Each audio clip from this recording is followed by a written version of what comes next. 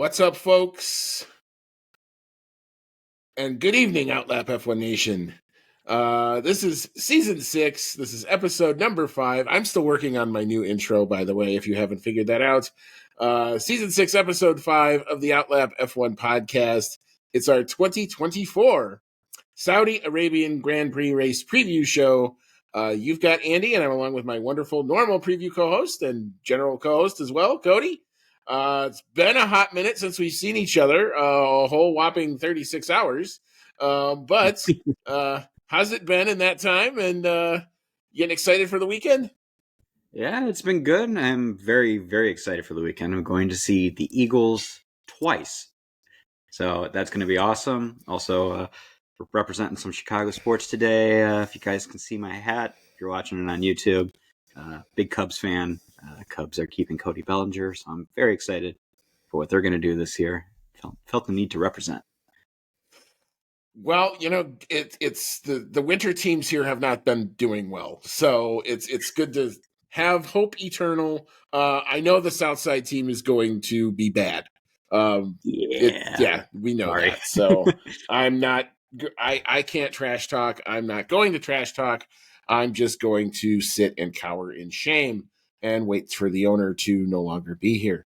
But anyway, that's a whole rant for another podcast and a different channel. That's not why you're here. You're here because you'd like to learn or talk a little bit about Formula One, and that's what we're going to do, God dang it.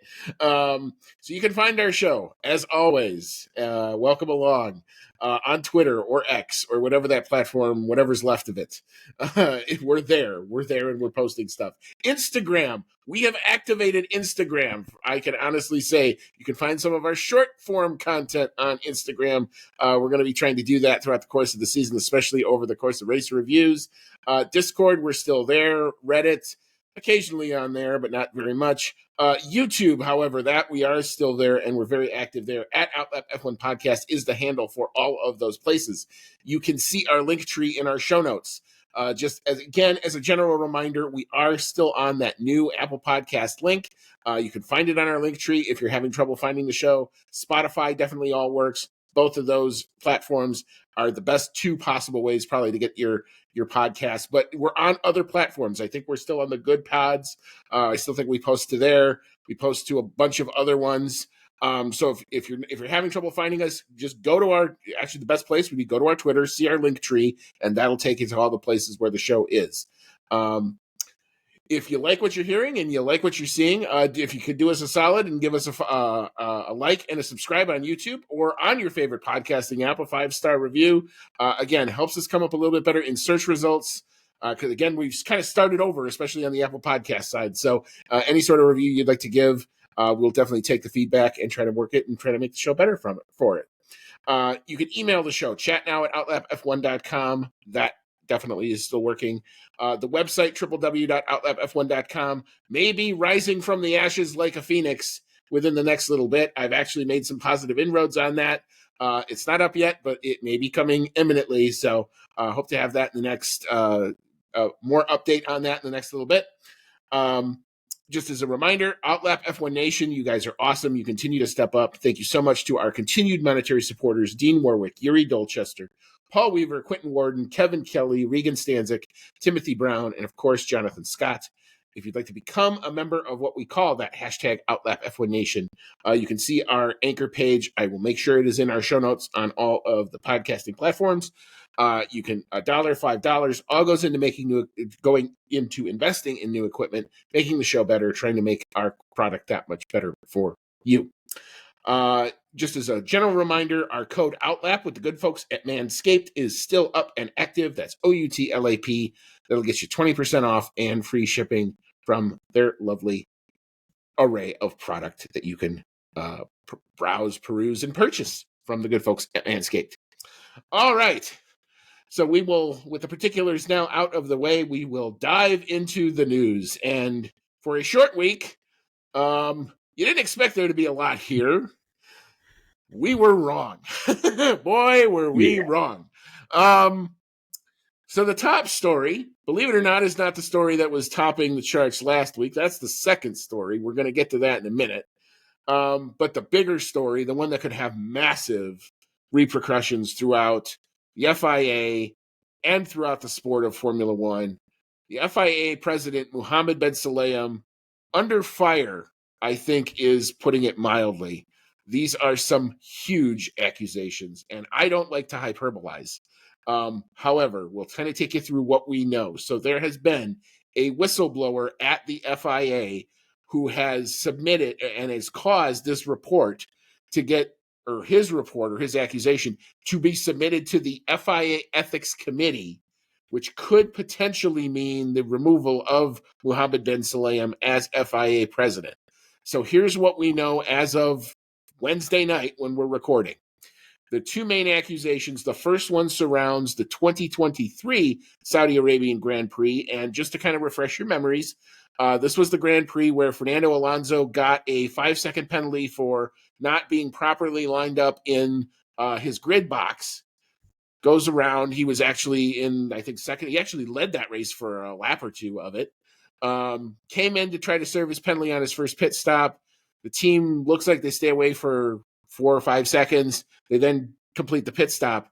The FIA ruled that the car was being touched because the jack in the back was actually touching the car. So therefore, he had not, according to what the FIA ruled at the time, served his 5-second penalty and was therefore assessed a 10-second penalty because the Jeddah race was only a one-stop race that was added to his race time, and he plummeted down the order.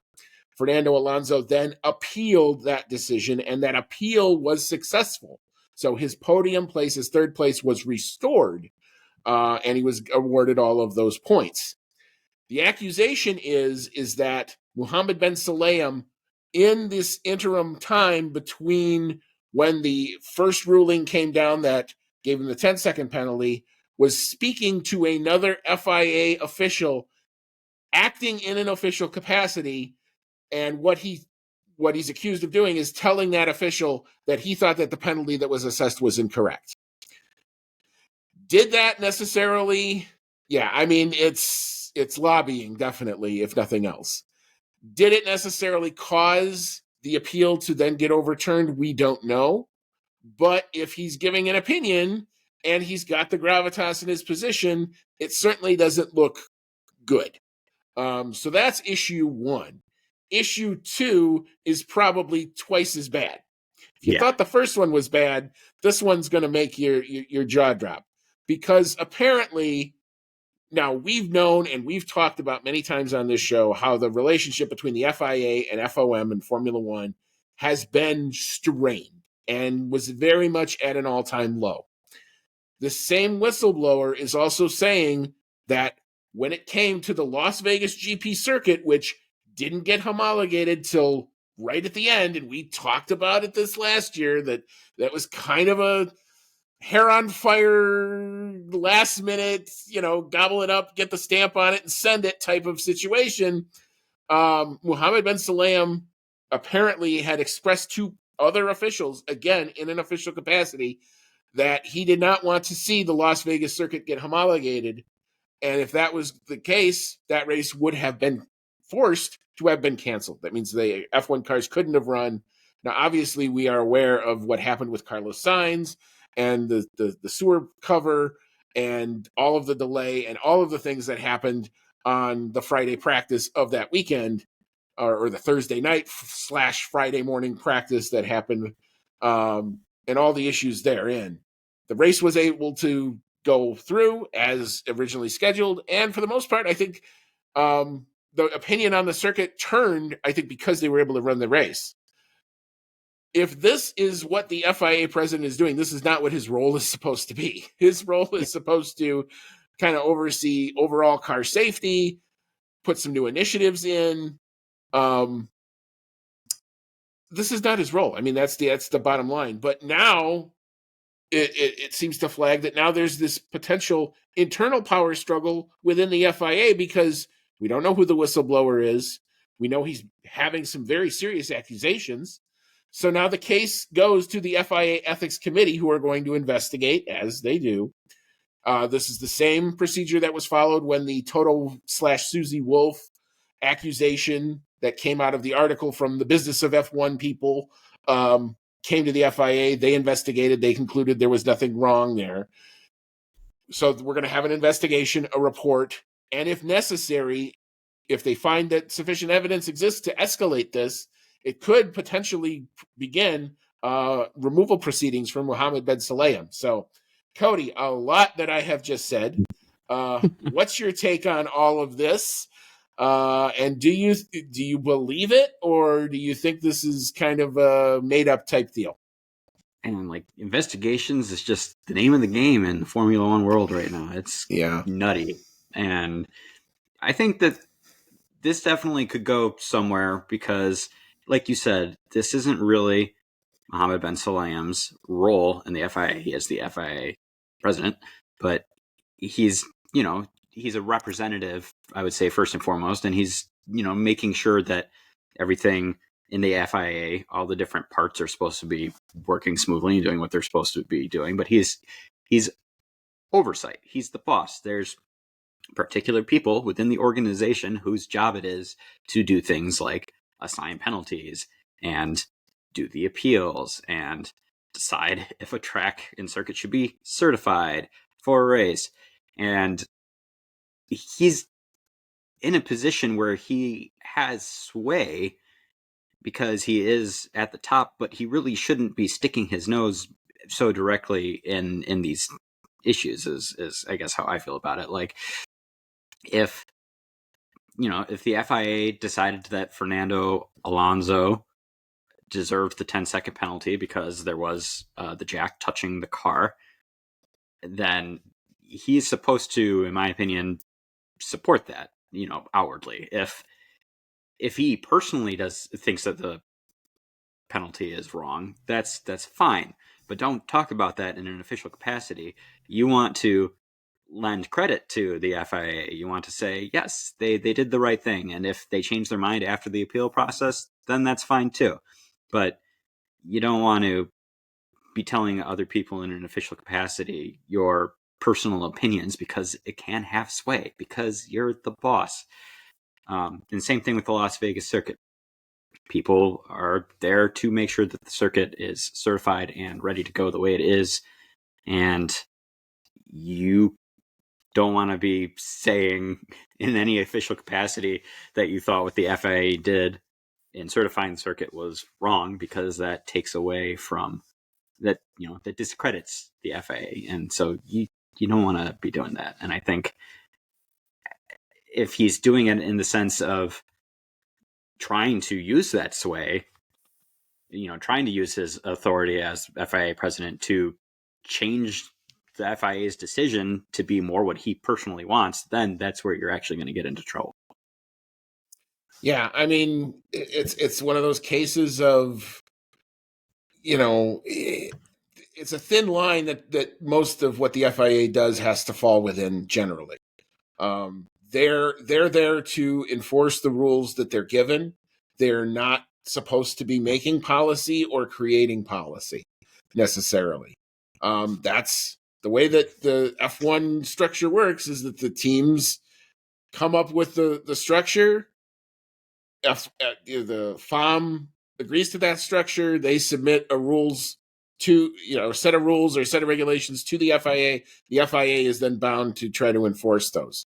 In nowhere does it say that the president should be sticking his nose in effectively where it really doesn't belong. I mean, this reeks of autocratic leadership. It reeks of like dictator type behavior. It's something that I would have expected to see in like the Max Mosley era. It's not what I would have expected from a guy whose entire platform when he ran for FIA president, he was the change candidate. He was the progressive change candidate. And this now looks like it's a complete 180 from what he ran under. Don't get it, don't understand it. Why would you be so kind of stupid as to just let that stuff drop, regardless of what your opinion is? Keep your mouth shut. Mm-hmm. That, especially with the Las Vegas thing. I mean, whether he's a fan of what FOM did in Las Vegas or not, that's Niels Vidic's job. That's what that's who's actually there on site. And if he is trying to put something into Niels Vidic's ear to delay or not have proceedings happen, that's a big deal. That's a big deal. And then you are a stone's throw away from, okay, well, if this is happening, then what else has happened that we don't necessarily know about? And then it's a ripple effect, and all sorts of decisions can come into question very, very quickly. So this is a big deal. Obviously, it's going to get investigated. I don't know if any of this proves to be true. I can't see how he survives it. Yeah, so I guess that's kind of where I'll leave it. We will obviously follow this. We will kind of take it to completion, good, bad, or indifferent, and see where this ends up. But a huge kind of revelation that happened in the last couple days since we were last with you, related to the FIA here, and it just keeps going. And so the story that seems to have taken on its own. It has taken on its own life at this point. The Christian Horner / Red Bull latest drama is still. We said, at the end of the last review, the situation was far from resolved. That's still the case. We've had Jos Verstappen go on the record and say that, air quote, Red Bull will explode if Christian Horner stays. There were scenes in the paddock of Jos Verstappen, this is Max Verstappen's father, speaking to Toto Wolff, which then sparks rumors of a Max to Mercedes rumor, which is kind of unbelievable given the performance of the RB20. But apparently that's could be something that everyone was talking about, especially at Media Day today. And all that is amongst a backdrop of, one, a very icky and not comfortable at all accusation against Christian Horner. And apparently what's also come to light is a huge power struggle going on at the Red Bull organization for ultimate control of the RBR organization, where you've got the Red Bull GBMH, Ali Mitzlaff, Helmut Marko, and an Austrian faction kind of lined up against Christian Horner, some Thai shareholders that have major shareholding in the Red Bull organization on the other, both fighting for control of the Red Bull racing organization. So, carry that with the backdrop of, we're not talking as much about the accuser, and her perspective on this is kind of getting lost in the shuffle. And this is just one of those stories where it's, I think we were talking about it in the pre-show, it's a bit of a click farm right now, and it's just, that's where everybody's going. So we're going to kind of sit back and wait to see what else comes out of it. If there's any new news, we'll definitely bring it to you. This is what we know. There's still a lot of speculation, not a ton of fact. But Cody, I'll let you kind of speak to what you know, or if you've heard anything different than I have. No, I've pretty much heard all the same stuff, that it is this big power struggle that we're now aware of that is going on at the same time as all of the Christian Horner accusations and everything that's continuing to come to light with that. Pretty much right after the Red Bull internal investigation cleared him of wrongdoing. There's massive drop of all kinds of pictures and videos that were sent out to everyone, and so that's just going completely off the rails now. It's going to be really interesting. I mean, trying to be very careful with how I phrase it, but it's going to be very interesting to see what happens, and I hope that justice prevails at the end, whether that means Christian Horner losing his job or not. As far as the Jos Verstappen comments go, we really don't know from our perspective exactly what's going on within the organization. We just see Red Bull car go fast, and that they're dominating the sport. But it really does, if Jos Verstappen's comments are to be believed, it must be really some internal turmoil going on, and the power struggle between the Austrian Red Bull faction and the Christian Horner tie backers Red Bull faction. It really does lend to that his statement is true in some way. That Horner staying there is probably just making things worse right now. As far as the Max Verstappen to Mercedes side of things, my initial reaction is there's no way in hell. Like, he's driving by far the best car on the grid. Like, he's, if you take all of the crazy stuff that's going on right now and set that aside, there is a very talented team at Red Bull that has put together the best car, and I would think he wouldn't want to give that up for anything right now. He doesn't have to agree or disagree necessarily with anything that's going on. I mean, he can, in my opinion, be, against. It's hard to phrase properly. He can have his opinions on what's going on within the organization and still be a really good driver and drive that car. Like, he's not doing anything wrong, in my opinion, by staying there, because it's a big organization. There's a lot of talented and innocent people that are just there to put together the best car, and he doesn't have to side with Christian Horner, or he doesn't have to even speak out outwardly against him, in my opinion, in order for him to merit staying there. But yeah, I don't see him leaving for Mercedes. That said, I also said at some point in the offseason or last year that I didn't think Lewis Hamilton would ever leave Mercedes, and that has since happened. So who the hell knows, man? Anything can happen. Yeah, I mean, that is the one true constant in Formula One is the second you think you know something that comes out that proves that apparently we don't. So yeah, maybe we do see Max Verstappen in all black at some point driving the Mercedes car for Toto Wolff, and we just have this ultimate swap, and then the RB seat becomes has to be the most sought after thing in Formula One ever. Checo and world then champion. then Lord only knows what happens and where we go from there. But yeah, I mean the situation itself hasn't changed all that much, other than we still don't know what we still kind of don't know. And the big question that I have is what was sent out to all of these media people, is that really credible? To me, if it is, he's fired. I mean, that's kind of the end of it. It's like, you can't look at that, and I've looked at it and I've read all the stuff on it. It's painful as it was to do, I felt, compelled the need to at least see what the perspective was. He comes off as a creep. I mean, definitely. Like, anyone who's delved into any of the stuff that's come out, and it's definitely out there.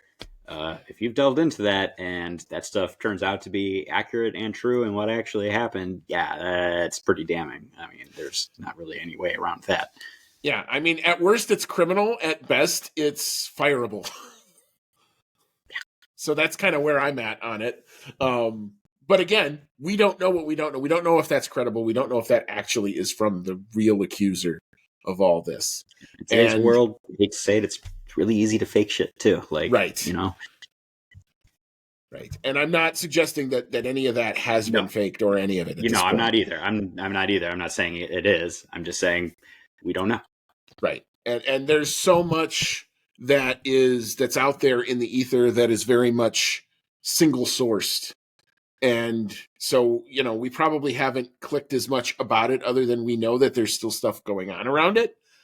I'm following it. And then when we put something out, it's because we think we know it to be true and credible. Not that it's, we're not going to try to participate in trying to get extra clicks or extra likes or any of that stuff. That's not why we're out here to do this. We're here to do this to try to bring information to people who are interested in Formula One. It's a story that is around Formula One because it happened within Formula One. So we will continue to watch it and see what happens. But, what I'm afraid of is that this whole thing, like, now we got a power struggle about this, and here we have this accuser who in my opinion, did nothing wrong other than try to show up and work. And if we're not taking that perspective into account as we go through all of this, that becomes the situation to me gets all the much more sad. So anyway, that's kind of my 2 cents on it. We'll keep watching and we'll report when we know more. All right. That's probably going to do it for the news. We can talk about the. I don't know, Cody, if you've seen it. I didn't put it in the document, but did you see the renderings of the potential the new purpose-built facility that the Saudis are thinking about Oh, making with the, the the Rainbow elevated? Road? Yes. Yeah. Yes, I did see that. I saw that, and at first I was like, that can't possibly be real, can it? And then started seeing a little bit more about it. I'm like, holy crap, they actually want to build that. And honestly, it would be really cool. Like it would be crazy. I don't know how you could. I mean, it would take a lot of work to make something like that safe. But I mean, you see, and yeah, they drive over bridges in IndyCar in Yeah. Nashville, right? So, like, I'm sure there's ways of doing it. It looked like from the renderings, it looks like it would be the coolest shit. So, I would be all for that. Definitely keep all the rainbow stuff though, because with something like that, I gotta call it Rainbow Road. Get Mario Kart in there, and yeah, that would be pretty sweet. There's supposed to be like in the video that they put out. I saw that there's supposed to be some sort of a roller coaster that's supposed to be like paralleling it, and they're going to try to time the roller coaster so that it's matching up when the cars are going by. So you could be on a roller coaster doing like 50, 60 miles an hour and watching an F1 car at 120, 130 whiz on past you. How much do you suppose a ride on that roller coaster would cost? Probably more than we have at the moment. I'd Yeah, imagine race it's day so stuff for that cool. would be a fairly pricey ticket. So yeah, I mean those renderings are out there. You can take a look for them. It's a cool concept. I would love to kind of see how they're going to try to make it a reality. But it is being built where it's being built, which means there's tons of extra money right now because it's a country that has a ton of extra money with nothing else to do with it. So we'll see. We'll see. But yeah, I mean, on the surface, I love the idea of an elevated, curvy turn one without it being on a hill. That's just kind of an amazing engineering feat. So it was designed, I know, by Alex Wirtz, who is, I think, eventually may be the next president of the GPDA. So we'll have to see, but he's angling for that position. So it is an ex-driver. People, some people who are connected to Formula One, people who know how, it does have Herman Tilke's firm name attached to it as well. So yeah, I mean, we'll continue to watch that, and we'll see. We knew the Jeddah Corniche circuit where we're going to this weekend was supposed to be temporary, so this was, I guess, supposed to be the purpose-built facility that's coming. And with that, we're going to take a quick break. We will re-rack, and then we will get into, since we're still racing at the Jeddah Corniche circuit, we will get into the track facts about that, and then we'll talk a little bit about predictions and what the weekend is going to have in store. It's a full card. F1 Academy is going to start this weekend, so come on back. We'll get into all that in just a little bit. All right, welcome back. This is season 6. This is episode number 5 of the Outlap F1 podcast. It's our 2024 Saudi Arabian GP race preview. You've got Andy, and I'm along with Cody tonight, and we're going to hop into our GP weekend proper, even if it's all going to be done by Saturday at 1 o'clock in the afternoon. But we're still on that same schedule like we were last week. But Cody, with free practice only a few scant hours away, tell us about the Jeddah Corniche circuit. All right, this weekend we are going racing around the Jeddah Corniche circuit, located in Jeddah, Saudi Arabia. Number of laps around the circuit for F1 is 50 laps. Length of the track is 6.174 kilometers, or 3.826 miles. The tire selection from Pirelli for this race is the C2, C3, and C4 tire compound, which is the same compound that we used last year. And the track characteristics, as brought to you by Pirelli, are a 2 out of 5 for traction, 2 out of 5 for braking, 3 out of 5 for lateral load, a 3 out of 5 for tire stress, 4 out of 5 for track evolution, 3 out of 5 for asphalt grip, 2 out of 5 for asphalt abrasion, and a 2 out of 5 for downforce. Both of the lap records, qualifying and race, both of those records were set by Lewis Hamilton in 2021. The qualifying record is a 1 minute, 27.511 seconds, and the race time record is a 1 minute, 30.734 seconds. And I do believe that that race in 2021 at Jeddah was Lewis Hamilton's last race win to date. Most wins at this track is a three-way tie between Max Verstappen, Sergio Perez, and Lewis Hamilton, each with one win apiece here. And the constructor most wins goes to Red Bull for the last 2 years. They have 2 wins, while Mercedes has just that one Lewis Hamilton victory. What's the circuit like, Andy?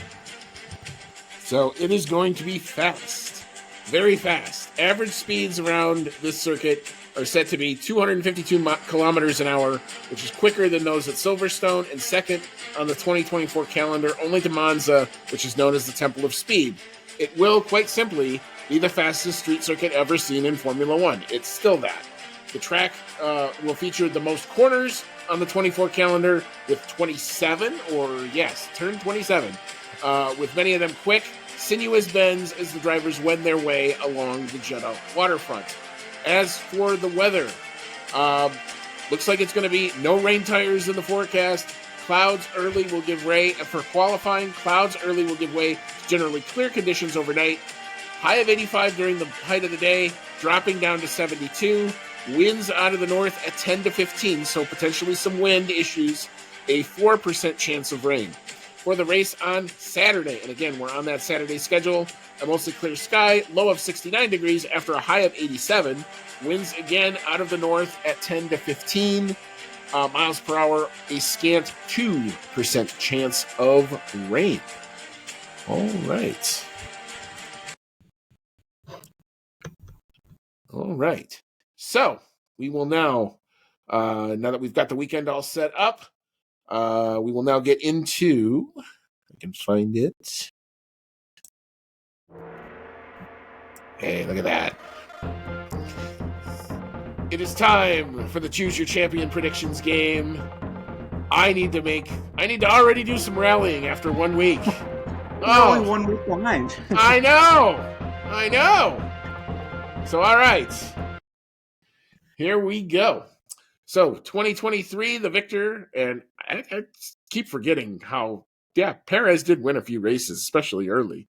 Sergio Checo Perez did take the win last year. Max Verstappen actually qualified 15th. Yeah, last year. Didn't he have like an engine problem, or he had some kind of some sort of issue? Did not get out of Q2, but he came all the way to finish second in that race. So, who do we think is going to take pole? Are we just going to give it to Max now, or does he have to earn it? And Cody, what's your thought? Judging, well, I guess last week it was actually pretty close between Max and Charles Leclerc. But until proven otherwise, I'm going to continue to guess Max Verstappen until he doesn't win a pole. So far, he's 1 for 1. So, I'm sticking with Max for this one. Yeah, I'm kind of in the same boat. I would love to go against the grain and say Charles Leclerc or maybe a McLaren, because I think this track will suit that car, even in its current state, a lot better. But I can't do it. It's Max's until I can see somebody take it away. So I need every point I can get. So I'm going to say Max Verstappen taking the pole position. All right. So as terms of qualifying lap time, last year's pole time was a 1:28.265. So Cody, I'll let you go first again. What do you got for qualifying pole time? Just taking an educated guess for, trying to judge how much faster these cars were than last year. I'm going to go with just under a half second faster. So I'm going to go 1 minute 27.789. All right, very good. I am also going to go faster than last year's pole time, but not quite as much, because I do think Bahrain taught me anything is that Q3 is still Q3, and if you don't have 2 sets of soft tires, sometimes it's tough to really get on top of the track evolution. And I do think there will be a fair amount of track evolution here. So I do think we get into the low 28s. I've got a 1:28.004. Okay, so flipping now from the Friday qualifying to the Saturday race. The 2023 podium, as we mentioned, Sergio Checo Perez took the win. Max Verstappen from 15th comes home in second place. And Fernando Alonso, the restored podium after the appeal, as we already talked about, keeps his P3 there. So, Cody, what do you have for the podium on Saturday? Sorry to say, I definitely don't have Fernando Alonso being on the podium this time around. I think it would take some pretty crazy stuff or the Aston Martin being really well suited to this track. I don't really see it happening, though. So I think I'm actually going with a repeat of my podium prediction from last race, which was Max Verstappen coming home in first, followed by Sergio Perez in second, and then Charles Leclerc in third. All right, very good. I'm kind of going to go a little bit kind of off schedule here. I do think it's a street track. Sergio Perez loves street tracks. He also has done really well around this track in the times that we've been here. So I'm going to give this one, I think Sergio Checo Perez. I don't think this is the start of a championship fight, but boy, wouldn't it be fun to only have the delta between the drivers be 1 point, because I think Max will still somehow find a way to take the fastest lap. But I'm going to give Sergio Perez the win. Max Verstappen coming home in second place for some reason. I haven't figured out what that is yet. And Carlos Sainz doing Carlos Sainz thing and saying, screw it, Ferrari, I'm out here for me, and coming home in the podium position of third place. I feel like Sergio Perez winning a race or like looking like he's about to win the race puts an extra bug up Verstappen's butt to get the fastest lap. I think he can't let it go. I think is what we've seen in the past. And at the second race of the season, it's actually the correct strategy. If you can have the ability to do it, take the point.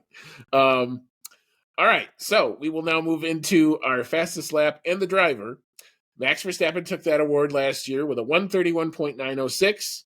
I'm going to go first, and I'm going to say somehow Max Verstappen probably after the last pit stop goes out and blitzes the fastest lap, and that's the end of it, and we're not going to see any more of that. I've got it being faster than last year, significantly so, 131.259. Cody, what's your thought for fastest lap, and then who do you have doing it?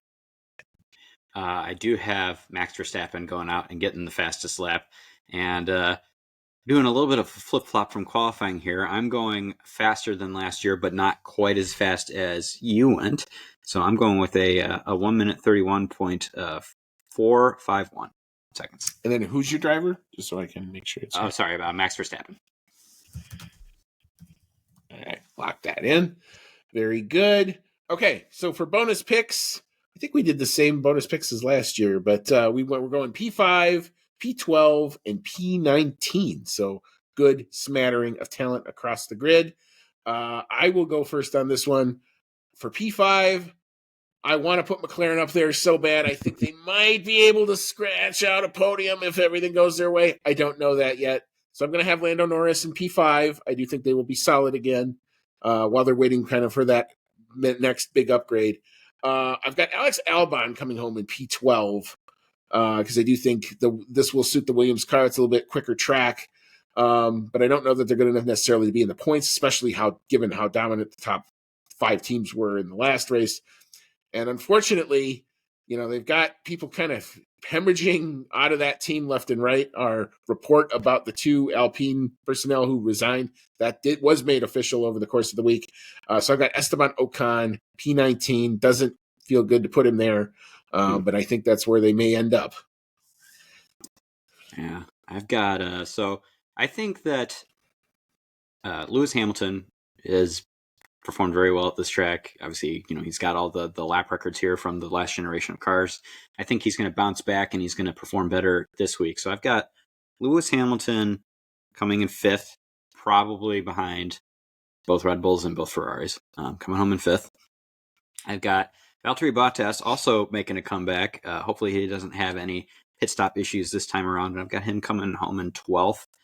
And then I actually went with the other Alpine driver, Pierre Gasly, for finishing 19th.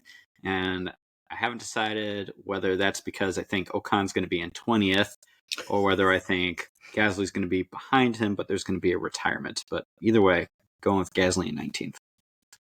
Okay.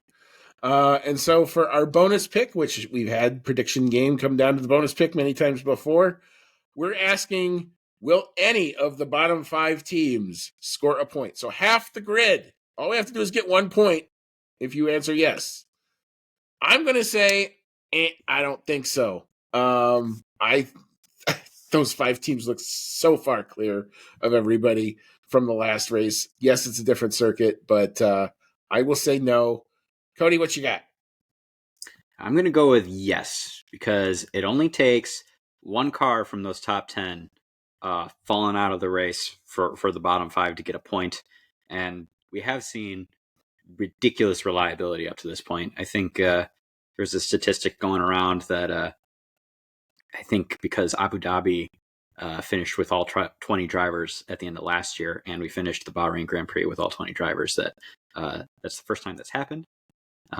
Which is pretty amazing. And I think if we had all 20 drivers finish this race, that would make it 3 in a row, which would be just really astounding, both on the driver's part and the reliability of the cars.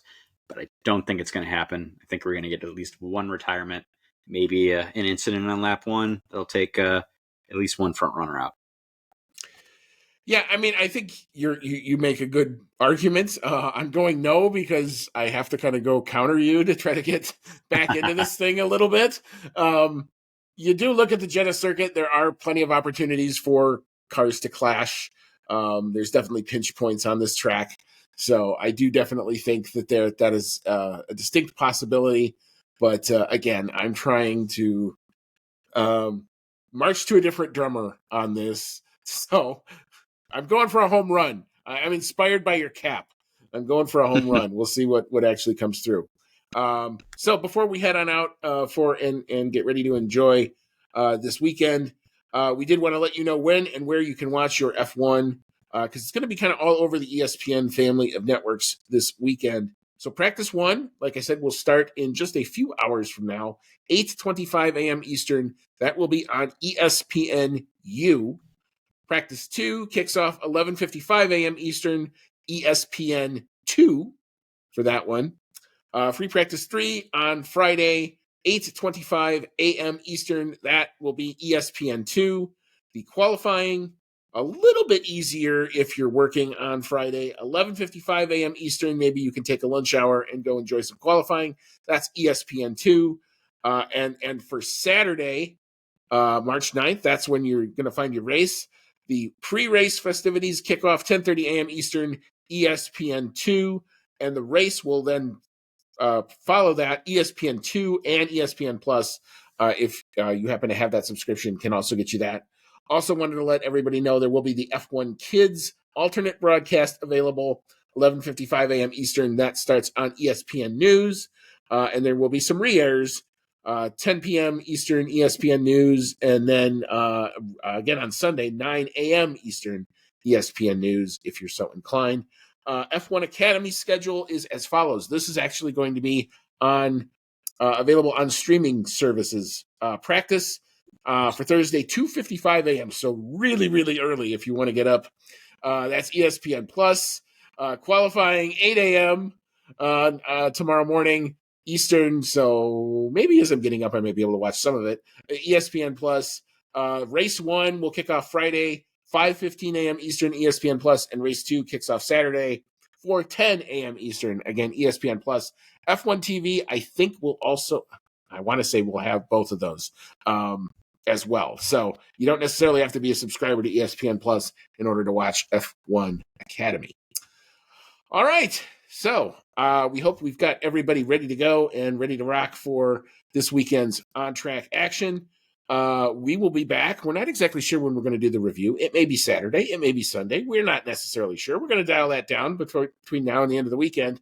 But you will definitely hear from us at some point, probably Monday morning. Is probably when I'm looking for the race review to drop.